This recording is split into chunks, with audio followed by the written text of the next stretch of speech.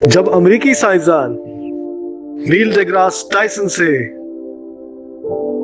کائنات کی سب سے حیران کن حقیقت کے بارے میں پوچھا گیا تو انہوں نے اس کا جو جواب دیا وہ حضرت علی آج سے 1400 سال پہلے ہی فرما چکے تھے۔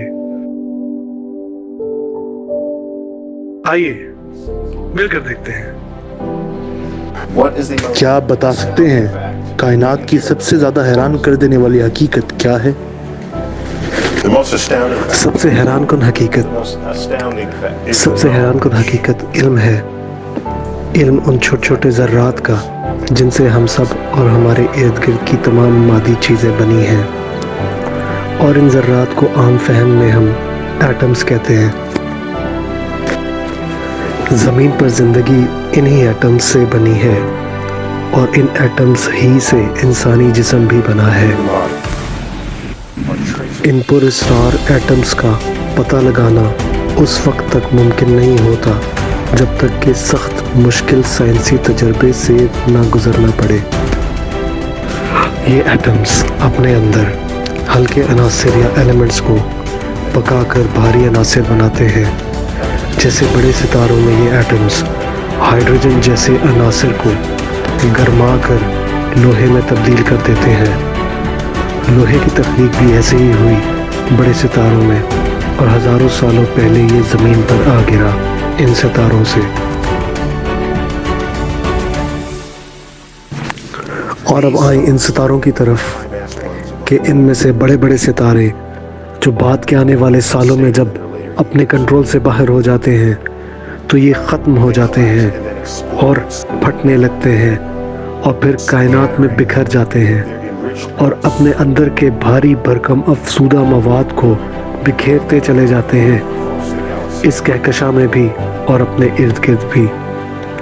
وہ مواد جو کاربن کے بنے ہوئے ہیں، نائٹروجن کے اور آکسیجن کے، اور باقی ان تمام چیزوں کے بھی جن سے ساری زندگیاں وجود میں آئیں۔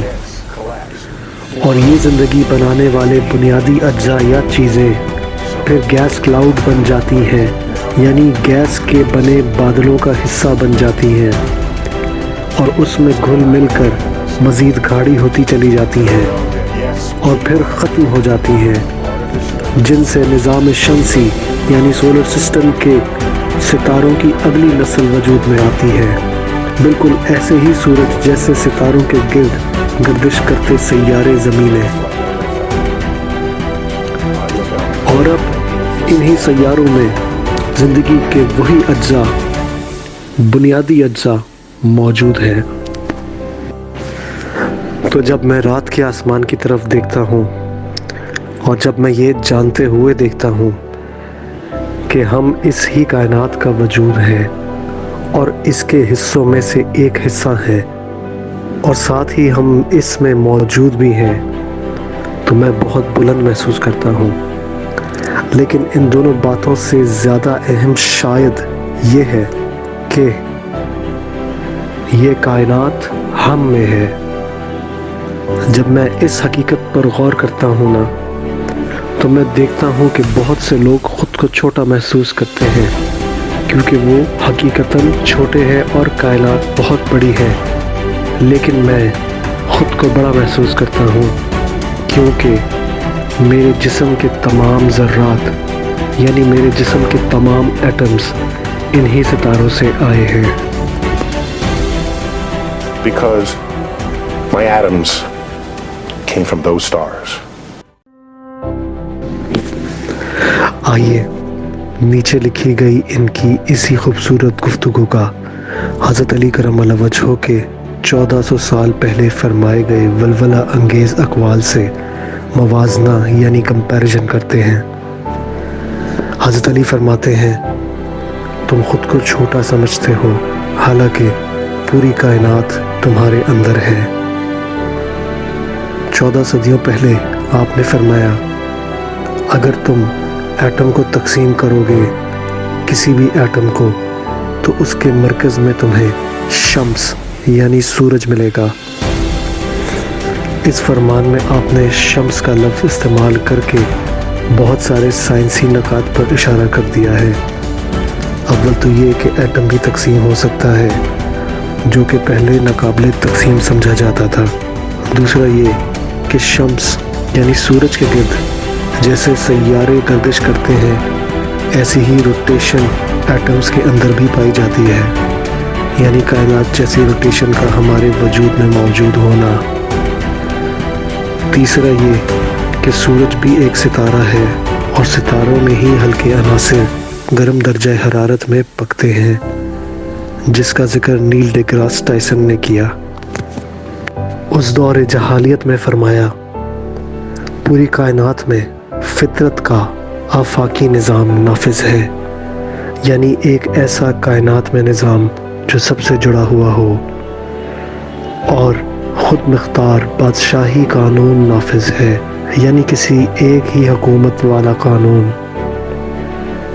مزید فرمایا، اگر تم غور و فکر کی راہ پر چلو اور اس کی انتہا پر پہنچو تو تم کو کہیں نہیں لے کے جائے گی سوائے اس کے کہ چونٹی کا پیدا کرنے والا وہی ہے جو کھجور کا، کیونکہ ہر چیز میں یکساں نفاست اور تفسیر ہے اور ہر جاندار میں تھوڑا سا ہی فرق ہے۔ تخلیق کی چھوٹی سے چھوٹی چیز کا جائزہ لیا جائے تو اس میں وہ سب موجود ہے جو سب سے بڑی مخلوق میں پایا جاتا ہے۔ لہٰذا تخلیق کی یہ یکسانیت خالق کی وحدانیت اور ایکی کی دلیل ہے۔ اس دور میں جب آسمان کو چھت سمجھا جاتا تھا، آپ نے فرمایا، ایک ستارہ خالی ہو جائے تو دوسرا آتا ہے، یعنی جب ایک ستارہ ختم ہو جائے اور اپنے اندر کا سب کچھ خالی کر دے تو اس کے ذریعے نظام شمسی کے نئے ستارے وجود میں آتے ہیں، جیسا کہ نیل ڈیگراس ٹائسن نے بھی کہا۔ اگر میں کہوں کہ علی جو دروازہ ہیں علم محمد کا صلی اللہ علیہ وسلم اس دنیا کے پہلے کامل سائنسدان ہیں تو یہ ہرگز غلط نہ ہوگا، کیونکہ آپ ساری زندگی لوگوں کو یہی کہتے رہے کہ مجھ سے پوچھو، کسی بھی قسم کی چیز ہو پوچھ لو۔ آپ اکثر فرماتے تھے، لوگوں مجھ سے پوچھو اس سے پہلے میں تم میں نہ رہوں۔ تم جس طرح زمین کے راستوں کو جانتے ہو، اس سے کہیں بڑھ کر میں آسمانوں کے راستوں کو پہچانتا ہوں۔ اس لیے لوگ دور دور سے آتے تھے آپ کے علم کو آزمانے۔ ایک دفعہ کسی نے حضرت علی سے کہا کہ ساری کائنات کو ایک پیالی میں بند کر کے دکھائیں۔ آپ نے ایک پیالی پانی سے بھری اور اس کے جواب میں ڈھک کے رکھ دی۔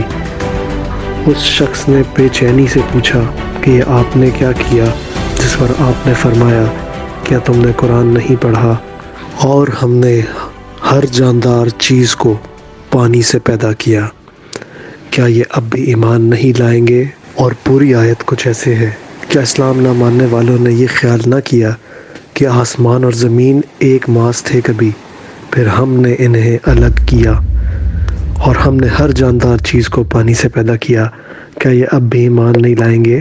ہم جانتے ہی ہیں کہ پانی ہائیڈروجن سے بنا ہے۔ جب دو ہائیڈروجن ایٹمز میں ایک آکسیجن کا ایٹم ملتا ہے تو ایک پانی کا ذرہ بنتا ہے، اور کل کائنات کا 73% ماس ہائیڈروجن ہے، اور ہر جاندار چیز خلیوں یعنی سیلز سے بنی ہے، اور ہر سیل میں سائٹوپلازم پایا جاتا ہے جس میں تقریباً 80% پانی ہوتا ہے۔ ہائیڈروجن اس کائنات میں قدیم ہے، جس کے ایٹمز کائنات بننے یعنی بگ بینگ کے فوراً ہی بعد وجود میں آئے، اور ان کے بعد پھر باقی چیزیں بنی۔ 1400 سال پہلے جو قرآن حضور یا علی فرما گئے، 1400 سال بعد وہ سائنس بن گئی۔ ہمارے پیارے نبی کا علم ایک ایسا خزانہ ہے جو نہ صرف یہ بتاتا ہے کہ جنت تک کیسے چلنا ہے، بلکہ یہ بھی بتاتا ہے کہ ان بلند و بالا آسمانوں سے جنت تک کے راستے چلا کیسے کرتے ہیں۔